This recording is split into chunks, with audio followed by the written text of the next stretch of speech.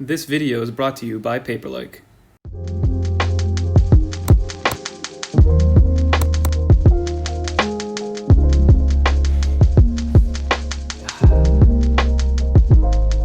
What is going on, guys? And NandoBits93 here with another video. And last week, Apple at their event dropped the iPad Air 4 that essentially looks like the iPad Pro 11-inch in cool colors, right? And at a $200 price decrease.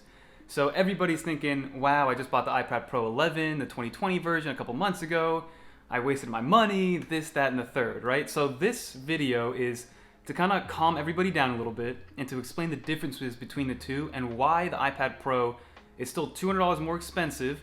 Not that I would recommend it over the iPad Air. If you're going to go Pro, I do recommend going 12.9 because if you're going Pro, might as well go all the way. But some people still need, there's a certain market that still needs the things that the iPad Pro has in the 11-inch form factor that the iPad Air doesn't. So this video is going to break down pretty much every difference that we've seen on the spec sheet, and then obviously still have to get the iPad Air in to test everything out and really give you guys a day in the life kind of situation where am I even going to miss an iPad Pro, right? But this is a breakdown of all the specs and everything you're going to need to know about the iPad Pro Air 4 versus the iPad Pro 11-inch. So I'm going to break it down into a couple categories, right? The first thing we're going to talk about is the display. So the display for iPad Pro 11-inch and the iPad Air, the first thing you're going to notice is the bezels, right? If you're coming from an iPad Pro 11, it's going to have that iPhone 11 or iPhone XR effect if you're coming down from the XS Max or the 11 Pro.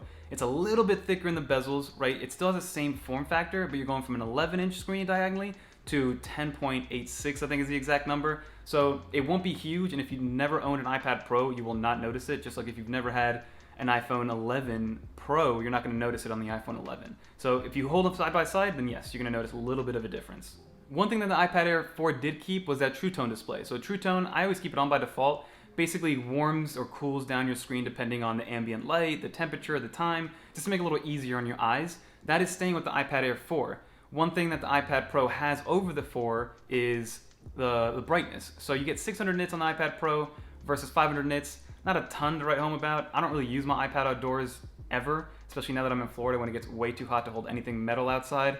So I've never had an issue with brightness, and if you're going to be using your iPad Air outside a ton, then maybe you might notice a little bit, but I don't think you're going to notice 600 to 500 nits. So this is one of the key differences with the display, especially if you're a creator, if you draw with the Apple Pencil a lot, if you really need 120 Hz ProMotion display. The iPad Air 4 does not have that, right? So you're stuck at 60 Hz with True Tone on a 10.86-inch screen versus the iPad Pro 11, you get the ProMotion, which is at 120 Hz, which is buttery smooth, but in the defense of the iPad Air 4, I have an iPhone 11 Pro Max that is at 60 Hz, and I've never really noticed the difference. Maybe it's because the screen sizes are different, and I rarely ever have them side by side, but I will say that the iPad Pro 12.9-inch with ProMotion is very fluid, but I don't think you're going to notice a huge difference on the iPad Air 4. Again, especially if you've never used a 120 Hz display, which is what the iPad Air 4 is or for those types of people who aren't looking for every single spec bump, but just want something that looks nicer and looks cooler. And the last thing that has to do kind of with the screen, because the iPad Pro has Face ID, so authentication, right? You have Face ID on the iPad Pros versus Touch ID on the actual lock button or the power button, which you've never seen before on any Apple device. I know Android devices have been doing that for years, the little side fingerprint scanner, but it's coming to the iPad Air, and I'm curious to see what it's like. I'm sure it's still just as secure, just as quick as the regular Touch ID, so that's a toss-up between whether you want Face ID and you're used to it, or if you're okay with Touch ID and you like that better. So the next category is going to be processors, right? This is where we're going to get a little bit nerdy, so if I lose you guys, I'm very sorry. But now the new iPad Air comes with the A14 chip. It's the first one in that line. Normally we get an A14 Bionic and then an A14X or Z, right? There's little iterations of the number. So A14 is the first iteration of the A14 chip, and that's going into the iPad Air. And I do believe we're going to get those in the new iPhones as well. Keep in mind, it's just an A14 Bionic. So yes, it's newer. Yes, single core power might be a little bit more powerful, but you're still, even with the A12Z and the A12X, which is on my 2018 iPad Pro, you have more cores. So just to break it down for you guys, the A14 has 6 cores. 2 powerful cores, I guess we would call it. I'm trying to bring this down as much as possible because for me, even, it was a little bit difficult to understand. But basically, the 2 main cores are your GPU, essentially, right? They handle more intense tasks, making sure that the iPad can actually run those tasks and run them efficiently. And then you have the other 4 cores, which are more for lesser tasks, background tasks, very easy, like emails, text, things like that. So it's a hexa-core processor, so again, 6 cores. And then you go over to the A12X and A12Z, they're octa-core, which means they have 8 cores, right? Which means that they have, instead of 2 power cores, they have 4. So that is why I think the more intense tasks, video editing in 4K or higher, processing a lot of images, basically creative tasks, are going to be a little bit better on a chip that has more cores. I'm sure I'm going to get a lot of comments with people disagreeing with me or something along the lines. Again, I'm not trying to tell you exactly what each core does and how efficient it is and all that stuff. It's going to be great to see the Geekbench scores, but my thought process is that the A14 might be a little bit better in single core tasks versus the A12Z or X. It just has more cores, which means higher multiple, which means obviously a better multi-core score with the Geekbench, right? So just keep that in mind when it comes to the processor. It's not everything, and I do not think that the iPad Pro processor, the A12Z, or even the A12X is any less than the A14. Just my 2 cents. And another nice thing that comes, with the processor, because it has to do with data transfer, is that the iPad Air now gets USBC, which the iPad Pro's had for a while, and people have been wanting to get rid of Lightning forever. And even I thought they were going to keep Lightning on there to keep the price low and give people a reason to still go with the Pro, but they brought it to the iPad Air. So that's going to be awesome for data transfer, for accessories, auxiliary devices, whatever you can name. USB-C is just very, very versatile. So let's talk about the speakers, right? I love the iPad Pro, and a lot of people are very impressed with the iPad Pro speakers. You have 4, it's a quad speaker setup, stereo surround sound on a little portable thin device that gets loud, and especially with the 12.9 inch, gives you a good amount of bass. It's unbelievable how much sound you can get from just an iPad. So the iPad Air 4 is now coming with stereo speakers as well, but there is no specific inclination saying there's 4 speakers. I just think it's 2 speakers on the right and left hand side of the iPad Air, which gives you stereo sound. It'll still be relatively good, especially for a tablet, because honestly, the iPad Pro's biggest competition right now in the tablet market is the iPad Air 4. And I dare somebody to disagree with me on that one. But yeah, so you'll still get stereo sound. It's just, we're gonna have to find out and see which one's louder, which one's softer, if the iPad Air is a little tinier, and that'll all come in like my full in-depth comparison. And now let's go to the back of the iPad, because the back of the iPad pretty much looks identical to the iPad Pro 2018 version. It kept the same 12 megapixel camera. I'm telling you, Apple just recycled all the old 11 Pro models that they had from 2018, slapped a new color on them, redid them a little bit, threw the internals in there and called it the iPad Air 4. That is my opinion. You're still using that 12 megapixel camera from the 2018 model, and then versus the 2020 iPad Pro, you do get that same wide angle, but then you have an ultra wide and that LiDAR sensor. So if you're in a world where you need those things, obviously iPad Air is not an option for you. And now let's talk about accessories, which I think is the biggest selling point of the iPad Air. So the iPad Air 4 now with this new form factor gets pretty much all the accessories that would work on the iPad Pro, because it has that new bezel, it has the new sides which are level instead of curved.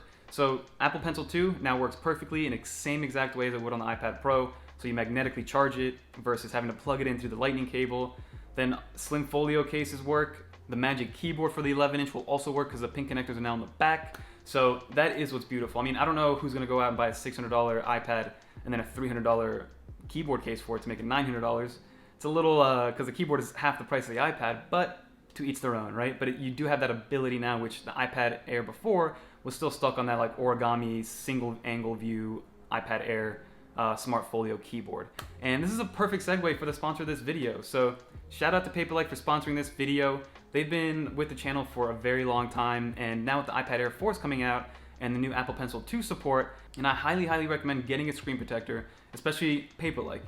Once you write on it, you get that resistance that you would from any other, pencil and paper combo. It has that nano dot technology, which basically bounces back glare of the sun or any lights that you have, which for me has been huge because I like matte finishes on my screen protectors, which this does have, and I just love actually writing on it. That's how I take my notes every day. And now with iPadOS 14 and being able to highlight those notes and convert those notes into text, so iPadOS 14 has just made the Apple Pencil that much more versatile, and just pairing it with the Paperlike screen protector is an absolute wonder to use, guys. So shout out to Paperlike for sponsoring this video and supporting the channel at all times. First link in the description. So let's talk about the storage options for the iPad Air 4. You only really get 2 options. You do get that new abundance of colors, which I do believe it comes in 5 colors. Black, white, gold, that new sky blue color, and that like minty green color, which I think is awesome. again, you only get 2 storage options. You get the 64 gigabyte and the 256. 600 for the 64 and then 750 for the 256 model, right? And then with the iPad Pro 11, you get 4 different storage options. You get the base at 128, 256, half a terabyte, and then 1 terabyte for your iPad Pro 11-inch. And obviously the price jumps accordingly. But what I really like to do is kind of break it down. So let's say the iPad Air 4 came in 128 gigabytes. Apple probably charge us, I'm gonna go right down the middle, right? So let's say $675. So for $125 more, you're getting ProMotion, you're getting the LiDAR scanner, the ultra wide angle, the A12Z, which is multiple cores, probably better stereo speaker sound, but again, I still have to test that. And then finally, you also get a little bit better brightness level. So if those things are worth $125 to you, then you're fine, right? There's no need to freak out about the iPad Air coming out and ruining the iPad Pro and things like that. And for some people, that's gonna be a must. But I wanted to break down exactly what the cost was, why kind of Apple's doing this, because they are going to cannibalize the sales of the iPad Pro, especially the iPad Pro 11. I do believe that the iPad Pro 11 might be done with.